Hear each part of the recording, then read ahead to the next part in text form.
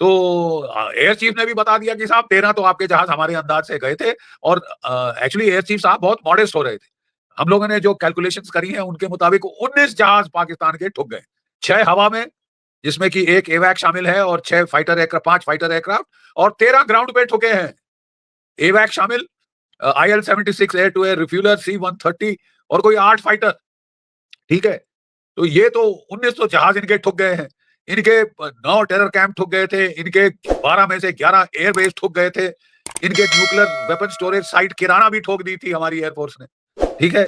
और जो भी इन्होंने हमारी तरफ लॉन्च किए कोई 1200 ड्रोन, 90% शॉट डाउन और 3 मिसाइल लॉन्च किए थे, all 3 shot down 100% interception rate. ये बदलती हुई स्थिति थोड़ा जो है युद्ध की तरफ जा रही है, साफ बात। बिल्कुल युद्ध की तरफ जा रही है और युद्ध की तरफ जा रही है क्योंकि जो आसिम मुनीर साहब हैं, मुल्ला मुनीर, फील्ड मार्शल, वो फौज में आर्मी चीफ तो बन गए, लेकिन आर्मी चीफ बनने के बाद उनको लगने लगा कि मैं गलत जगह आ गया हूं साहब, मैं तो ट्रेडर ज्यादा अच्छा था और मैं अब ट्रेडर इन चीफ बनना चाहता हूं पाकिस्तान का। और इसके चलते मेरे ख्याल अब सिर्फ एक कमी रह गई है कि उनके जो चीफ के बंगले के बाहर एक बोर्ड लगना चाहिए, Mullah Munir and sons, traders in chief Pakistan, ठीक है? क्योंकि पिछले 3 महीनों में 3 चक्कर मार चुके हैं वो वॉशिंगटन के। और पिछले ट्रिप में तो वो एक सूटकेस पकड़ के साथ गए थे और डोनाल्ड ट्रंप को खोल खोल के दिखा रहे थे वो रेयर अर्थ, यू नो जो कि geological survey of United states जो कि पूरी दुनिया का करता है, उसने तो कहा है कि एक खतरा नहीं है रेयर अर्थ्स का बलूचिस्तान में। कॉपर, गोल्ड, टंगस्टन की बात हुई थी जो माइंस 1993 में डिस्कवर हुए, लेकिन आज तक वहां से 1 किलो ना गोल्ड मिला है ना कॉपर मिला है। सबसे बढ़िया बात तो यह है कि डोनाल्ड ट्रंप को जाके आसिम मुनीर साहब वो बड़े आला दर्जे के ट्रेडर बन गए। जो चीज उनके पास है भी नहीं वो भी बेच मारी है डोनाल्ड ट्रंप को। वो कह रहे हैं साहब मैं तो अरेबियन सी ऑफशोर मैं ऑयल निकालूंगा और आपको ऑयल ही ऑयल में भर दूंगा साहब, लबालब कर दूंगा मैं ऑयल से। और इसके चलते उन्होंने अब सर क्रीक का पंगा उठा लिया है। देखिए सर क्रीक जो है वहां पे 1965 में भी युद्ध हुआ था, पाकिस्तान ने हमला किया था, एक ब्रिगेड इन्फेंट्री की 2 आर्मर्ड रेजिमेंट लगाई थी, मेन हमला वहां से शुरू हुआ था जो कि डिसेप्शन ऑपरेशन था। कश्मीर की तरफ से वो चाहते थे कि सारी फौजें दक्षिण में खींच लाएं और फिर उत्तर में हमला करें, लेकिन वो चाल चली नहीं उनकी। जो हमारे आर्मी चीफ थे जनरल जयंत चौधरी वो साफ ताड़ गए कि ये दाल में कुछ काला है। अब फिर ये यहाँ पे छेड़खानी कर रहे हैं, क्यों?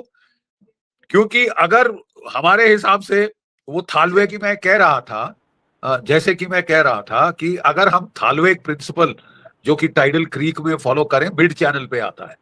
पाकिस्तान का कहना नहीं साहब वो जो बाउंड्री है मिड चैनल में नहीं है, हालांकि लिखा हुआ है साहब, लेकिन वो भारत की जो साइड है उसके उसके साथ लगती है। तो अगर वो एंगल आप ऐसा ले लें तो कई हजारों स्क्वायर किलोमीटर जो आपका एक्सक्लूसिव इकोनॉमिक जोन है वो पाकिस्तान को चला जाता है। और पाकिस्तान को वो बड़ा बुरी तरह से चाहिए क्योंकि वो वहां पे ट्रेडिंग करने चाहते हैं। फिशिंग के लिहाज से भी यहाँ प्रॉन होती है, टूना होती है, बहुत किस्म की फिश होती है, बड़ा रिच फिशिंग ग्राउंड है ये। तो पाकिस्तान ने हमने देखा पिछले कुछ महीनों में वहां बड़ा इंफ्रास्ट्रक्चर क्रिएशन शुरू कर दिया।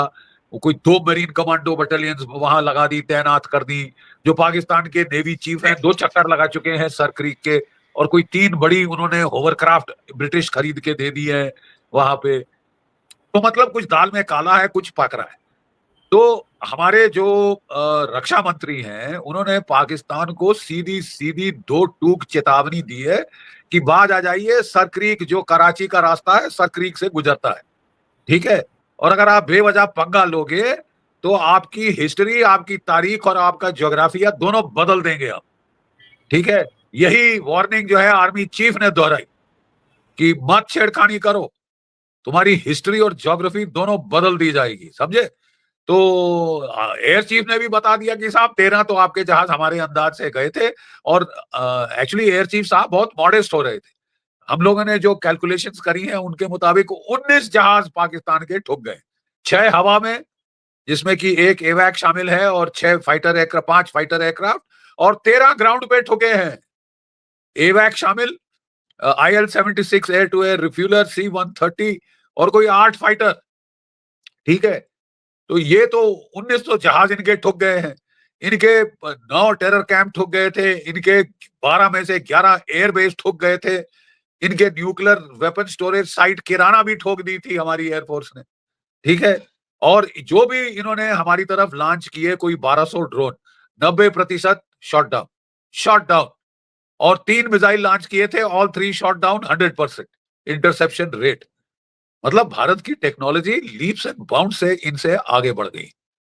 और इनकी तो एयरफोर्स उड़ना बंद कर दिया था, तभी रोते पिटते गए थे ये डोनाल्ड ट्रंप के पास कि मेरे आका मुझे बचाओ, ठीक है। आज फजलुर रहमान ने इनको इनकी असलियत और औकात बता दी है। क्या कहा है फजलुर रहमान ने, जानती हैं आप? बिल्कुल फजलुर सर, मैंने रहमान ने देखा था इनको उनका स्टेटमेंट, आपने उन्होंने जंग के आपने हवाले से बोला कि पाकिस्तान फौज हाँ, जंगेगा उन्होंने इसमें। पाकिस्तान को बोला है कि तुम्हारी इज्जत बचा ली हम लोगों ने। तुम जो फॉल्स नैरेटिव जीत के जश्न मना रहे थे, बकवास, झूठ है, फरेब है। पंगा मत लो, और वो भी भारत से और अफगानिस्तान से इकट्ठा पंगा मत लो, बहुत तकलीफ होगी तुम्हारी। जो तुम्हारी इज्जत बचा दी है हम लोगों ने, कुछ नहीं बोला कि हम जानते हैं कि तुम झूठ बोल रहे हो, फरेब कस रहे हो। मौलाना फजलुर रहमान जो कि और कुछ भी हो, मौलाना डीजल सच बोलते हैं।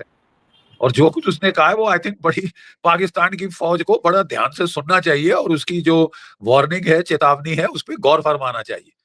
क्योंकि देखिए पाकिस्तान की फितरत है, उन्होंने सोचा कि अफगानिस्तान के पास एयरफोर्स नहीं, बेचारों के पास कोई पक्की कन्वेंशनल आर्मी भी नहीं, रैग टैग गुरिल्ला फोर्स है, तो हम इसको लात लगा सकते हैं, हम इसकी ऐसी तैसी कर सकते हैं, वगैरह वगैरह। और उन्होंने साहब बड़े धड़ल्ले से बॉम्बिंग शुरू की, जैसे कि अमेरिका के बाद पाकिस्तान अगली सुपर पावर है साहब, है। पाकिस्तान अगली सुपर पावर है। 2 गांव को बॉम्ब किया, 52 उनके औरतें बच्चे बेचारों के मार डाले अफगानों के, ठीक है साहब।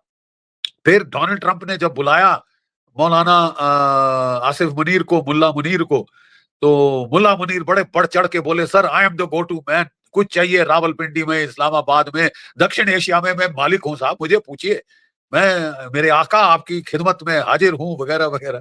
तो उसने बोला मेरे को बगराम दिलवा, अभी लो मेरे आका, मैं ऐसी बॉम्बिंग करूंगा अफगानिस्तान की, तालिबान की, उनके परखच्चे उड़ा दूंगा मार मार के। और साहब बस एक चीज है कि उनका खाना पानी बंद करना है। दाना पानी जो भारत है वो उनको भेज रहा है, अनाज, डबल रोटी, बिस्कुट बच्चों के लिए, मेडिसिन वगैरह भेज रहा है। तो साहब इसको बंद करा दे, मैं तो लैंड रूट से जाने नहीं दूंगा। आप प्लीज जो कि चाबहार का पोर्ट है साहब, उसको ब्लॉक कर दीजिए साहब, ताकि भारत वहां पे राशन पानी ना पहुंचाए। और भूखे मरेंगे ये अफगान, तो घुटनों पे आ जाएंगे मेरे आका, और अपने आप प्लेट में डाल के आपको बगराम दे देंगे। ये तरीका है इनको लात लगाने का, हम अच्छी तरह से जानते हैं, हमने डील किया है। जी।